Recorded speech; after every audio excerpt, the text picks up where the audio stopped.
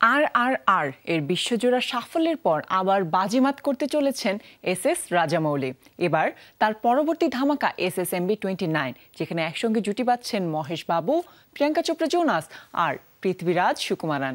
এই প্রকল্প একেবারেই সাধারণ নয়, বরং হতে চলেছে রাজামৌলির স্বপ্নের ক্যানভাসে আঁকা এক ভিজুয়াল ব্লকবাস্টার।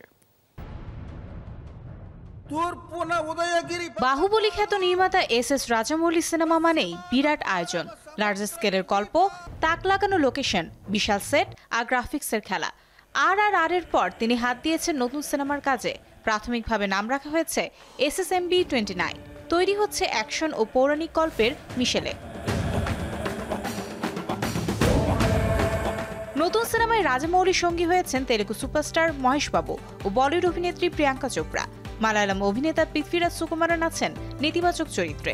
এরই মধ্যে দুটি প্রধান অংশের শুটিং শেষ হয়েছে। SSMB সিনেমার একটি গুরুত্বপূর্ণ প্লট রাখা হয়েছে বারাণসীতে। মণিকর্ণিকা ঘাট সহ এই অঞ্চলের ঐতিহ্যবাহী জায়গাগুলো দেখানো হবে সিনেমায়। তবে জনবহুল জায়গা হয় আসল লোকেশনে শুটিং করা কঠিন। সে কারণেই হায়দ্রাবাদের রামোজি ফিল্ম সিটিতে বারাণসীকে রিক্রিয়েট করা হচ্ছে। জানা গেছে বারাণসীর বিশাল এই সেট তৈরিতে 50 কোটি রুপি খরচ করেছেন রাজামৌলি। বারাণসী পরিবেশ নিখুঁতভাবে ফুটিয়ে তোলার জন্য প্রতিটি খুঁটিনাটি বিষয়ের উপর নজর দেওয়া হচ্ছে।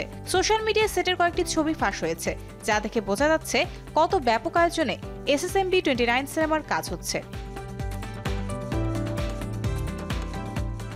মহেশ বাবুর অ্যাকশন দৃশ্য সহ উল্লেখযোগ্য কিছু দৃশ্য চিত্রায়িত হবে এই সেটে। রাজামৌলি সিনেমায় প্রযুক্তি ব্যবহার থাকে বিশ্বমানের ভিজুয়াল নিশ্চিত করার জন্য এতে যুক্ত করা হয়েছে হলিউডের VFX স্টুডিওকে। সিনেমার বাজেটের একটি বড় অংশ বরাদ্দ করা হয়েছে শুধুই গ্রাফিক্সের জন্য। হায়দ্রাবাদে শুটিং শেষ করে জুলাই টিম যাবে কেনিয়ায়। ঘন জঙ্গল ও প্রাকৃতিক পটভূমিতে সাজানো হবে সেখানকার অ্যাকশন দৃশ্যগুলো। উড়িষ্যায় প্রিয়াঙ্কা চোপড়ার অংশ দিয়ে শুরু হয়েছিল সিনেমার শুটিং। কেনিয়ার শিডিউলে আবারও যোগ দেবেন তিনি। 6 বছর পর এটি দিয়ে ভারতীয় সিনেমায় ফিরেছেন প্রিয়াঙ্কা। 2027 সালে রাজামৌলির নতুন সিনেমাটি মুক্তি পাওয়ার কথা। Mario Sen, showbiz tonight.